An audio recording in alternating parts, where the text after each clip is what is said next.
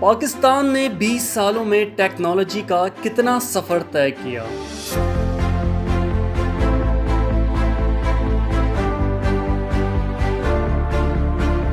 پاکستان کی آبادی تقریباً 22 کروڑ سے بھی تجاوز کر چکی ہے۔ اس ملک کا ایک بڑا حصہ ایسے نوجوانوں پر مشتمل ہے جو نئی ٹیکنالوجیز کا استعمال شوق سے کرتے ہیں۔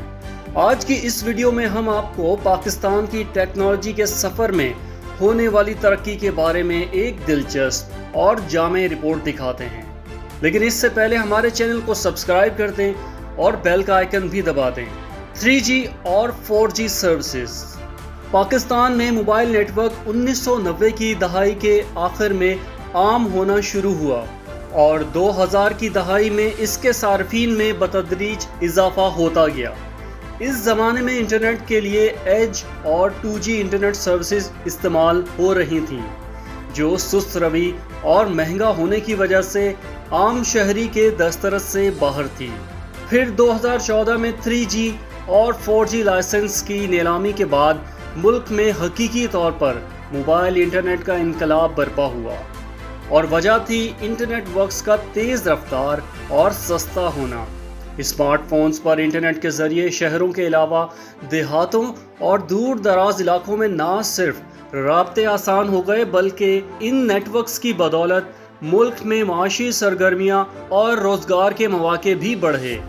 2020 کے اعداد و شمار کے مطابق اس وقت ملک میں 3G اور 4G کے تقریباً 8 کروڑ صارفین ہیں۔ اس کے علاوہ براڈ بینڈ انٹرنیٹ کے ملک میں 8 کروڑ 50 لاکھ سے زیادہ صارفین ہیں۔ یوں ہم بآسانی کہہ سکتے ہیں کہ پچھلی ایک دہائی میں پاکستان میں موبائل انٹرنیٹ اور براڈ بینڈ سروسز سب سے بڑا ٹیکنالوجی کا انقلاب تھا۔ Smart devices. پاکستان میں موبائل انٹرنیٹ عام ہونے میں اسمارٹ فونز اور ٹیبلٹس نے فیصلہ کن کردار ادا کیا۔ سن 2000 کی دہائی میں اسمارٹ فونز عام ہونا شروع ہو گئے، لیکن 2007 میں ایپل کے مشہور زمانہ آئی فون 2G ایج متعارف ہونے کے بعد اس شعبے نے پیچھے مڑ کر نہ دیکھا۔ دنیا کی دو بڑی اسمارٹ فونز بنانے والی کمپنیوں ایپل اور سیمسنگ کے درمیان مقابلے کا فائدہ پاکستانی عوام کو ہوا، اور مقامی mobile market apple, Samsung, LG، HTC کے اسمارٹ فون سے بھر گئے۔ تاہم یہ اسمارٹ فونز مہنگے ہونے کی وجہ سے غریب طبقے کی دسترس سے باہر تھے۔ صورتحال میں تبدیلی اس وقت آئی جب ملک میں ہواوے اور اوپو سمیت چینی کمپنیوں کے 3G اور 4G صلاحیتوں والے سستے اسمارٹ فونز آئے اور دیکھتے ہی دیکھتے چھا گئے۔ ملک میں ٹیکنالوجی انقلاب کے لیے 3G اور 4G کی صلاحیتوں والے اسمارٹ فونز کا کردار انتہائی اہم رہا ہے۔ E commerce. یوں تو پاکستان میں آن لائن شاپنگ کا آغاز سن 2000 میں ہوا تھا، لیکن اس میں زبردست ترقی پچھلے 10 سالوں کے دوران موبائل انٹرنیٹ اور براڈ بینڈ کے عام ہونے پر نظر آئی۔ پچھلے 10 سالوں کے دوران ملک میں ٹیکنالوجی کی اہم پیش رفت میں آن لائن کاروبار کا فروغ بھی ہے۔ اس وقت ملک میں تقریباً تمام بڑے ریٹیل کاروبار اور آن لائن موجود ہیں۔ Streaming services. ایک زمانہ تھا جب پورا خاندان ایک سرکاری ٹی وی چینل کی نشریات سے محفوظ ہوتا تھا، پھر ڈش اور کیبل کا زمانہ آیا، اور اب لوگ آن لائن اسٹریمنگ سروسز مثلاً YouTube, Netflix, Amazon Prime اور آئی فلیکس وغیرہ سے لطف اندوز ہوتے ہیں۔ پاکستان میں آبادی کا بڑا حصہ نوجوانوں پر مشتمل ہے، اور ان کے پاس موجود اسمارٹ ڈیوائسز اور سستا انٹرنیٹ انہیں تفریح کے روایتی طریقوں مثلاً ٹی وی سے دور لے گیا ہے۔ اس کے علاوہ اسی عشرے کے دوران اسٹریمنگ سروسز کی وجہ سے امریکہ اور دوسرے ملکوں کے ڈرامہ سیریل پاکستان میں مقبول ہونا شروع ہوئے۔ ان سروسز کی وجہ سے یہ سہولت ہو گئی ہے کہ اب نوجوان کہیں بھی کسی بھی وقت اپنی مرضی کے مطابق فلمیں، ڈرامے، کھیلوں اور خبروں تک بآسانی رسائی حاصل کرتے ہیں۔ On line riding services.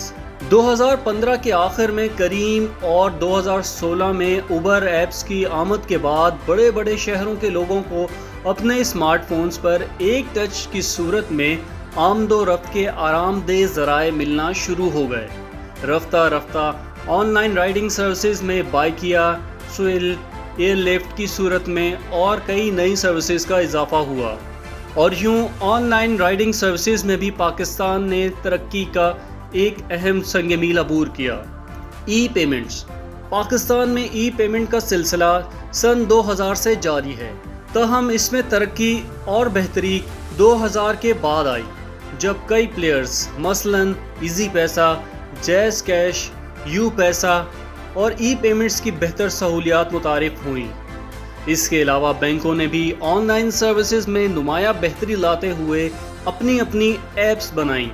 E payment की मदद से यूटिलिटी बिल्स, रेलवे और हवाई सफ़र की टिकट्स, चालान, कारोबार के लिए पैसे मुंतकिल करना या ऑनलाइन शॉपिंग करना इंतहाई आसान और महफूज हो चुका है।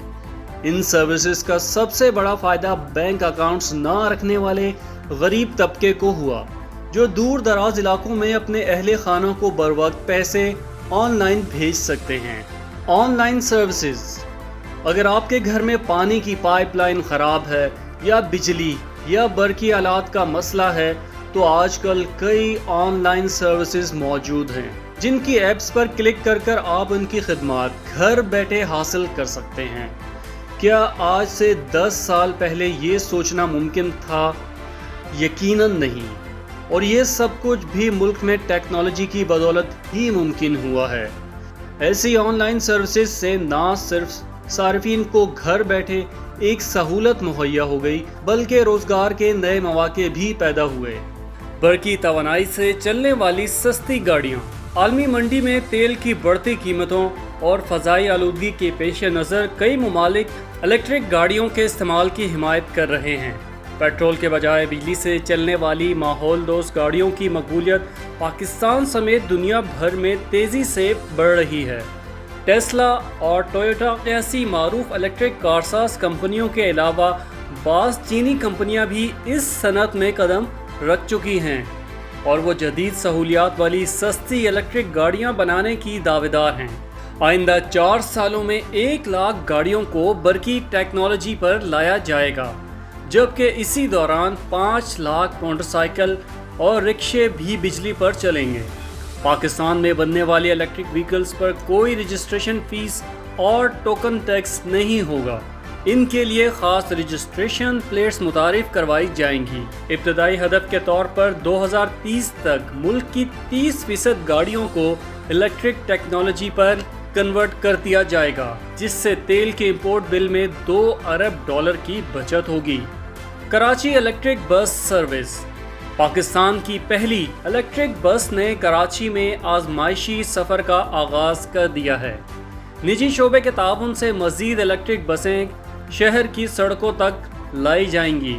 इन इलेक्ट्रिक बसों को फ़िलहाल 60 दिन के ट्रायल पर रखा गया है, ताकि देखा जाए कि सफ़र में कौन सी मुश्किलात आ रही हैं।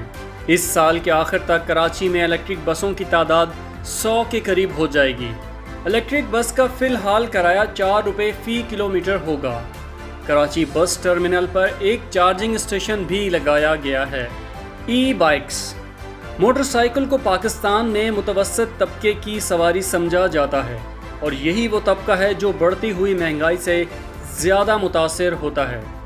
दुनिया में तेल की कीमतें बढ़ें तो पाकिस्तानी अवाम के जहन में पहला ख्याल यही आता है कि आइंदा माह पेट्रोल मज़ीद कितना महंगा होगा और ये महंगाई इनके बजट को कैसे मुतासिर करेगी। मुस्तकबिल बिजली से चलने वाली टेक्नोलॉजी का है और कई ममालिक अभी से इसकी तैयारी कर रहे हैं। इसीलिए चीन, जापान और यूरोप के कई मुल्कों में इलेक्ट्रिक गाड़ियां और मोटरसाइकिलें बन रही हैं। पाकिस्तान में गुज़श्ता एक दहाई के दौरान इस मसले का हल निकालने के लिए मुख्तलिफ कंपनियों ने बिजली से चलने वाली मोटरसाइकिलें मुतारिफ करवाईं, लेकिन इनमें अक्सर दरामद शुदा थीं और वो महंगी होने के बिना पर आवाम में मकबूल ना हो सकीं। ताहम अब पाकिस्तान के सूबे पंजाब के शहर साहिवाल में 2 इदारों ने बाहमी इश्तराक से पाकिस्तान में बरकी मोटरसाइकिलों की तैयारी का अमल शुरू कर दिया है। इलेक्ट्रिक मोटरसाइकिल के इस्तेमाल से न सिर्फ पेट्रोल और दीगर अखराजात से निजात हासिल की जा सकती है, बल्कि ये माहौल दोस्त भी हैं और ये टेक्नोलॉजी के सफ़र में एक अहम सतून की हैसियत भी रखते हैं। On line degree courses. حالیہ برسوں میں اور اس کورونا کے ماحول میں آن لائن سیکھنے میں اضافہ ہوا ہے۔ دوسری طرف روایتی کلاس روم سے کہیں زیادہ عملی ہونے کے ساتھ ساتھ ای لرننگ کورسز انتہائی مقبول ہو گئے ہیں۔ دنیا بھر میں آن لائن کورسز کی بڑھتی مقبولیت کی وجہ سے اب بہت ساری یونیورسٹیز نے پاکستان میں فاصلاتی تعلیم کی سہولت کے لیے سرٹیفکیٹس کے ساتھ خصوصی اور مفت کورسز متعارف کروائے ہیں۔ سائنس سے لے کر انسانیت تک ملک بھر کے نجی اور سرکاری ادارے انڈر گریجویٹ اور گریجویٹ سطح پر متعدد شعبوں میں آن لائن مطالعے کا پروگرام پیش کر رہے ہیں۔ یقیناً روایتی تعلیم حاصل کرنے والے طلبہ کی کل تعداد پاکستان میں آن لائن تعلیمی پروگراموں میں داخل ہونے سے کہیں زیادہ ہے۔ Social media. فیس بک اور ٹویٹر بھی 2000 کے بعد لانچ ہونے والے سب سے زیادہ مقبول ترین سوشل میڈیا ایپس ہیں، لیکن پاکستان میں پچھلے 10 سال کے دوران فیس بک اور ٹویٹر کا منظم استعمال شروع ہوا۔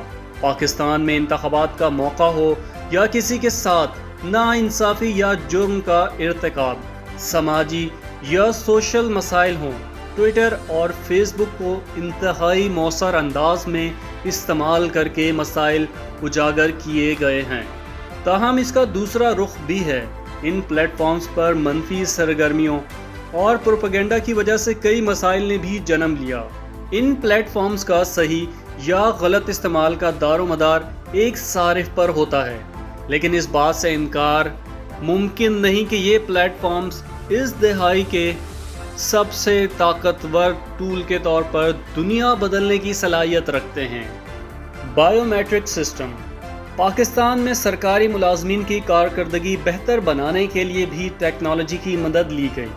اس حوالے سے 2013 میں پاکستان کے صوبے خیبر پختونخوا کی حکومت نے پاکستان تحریک انصاف نے بائیو میٹرک سسٹم کی مدد سے تعلیمی اداروں اور دوسرے سرکاری محکموں میں حاضریوں کا نیا نظام متعارف کرایا، جس سے سرکاری ملازمین کی حاضری میں بے پناہ بہتری دیکھنے میں آئی۔ اس طرح ٹیکنالوجی کو دوسرے شعبوں میں بھی سیکیورٹی کے لیے متعارف کرایا گیا۔ جرائم کے خلاف جنگ۔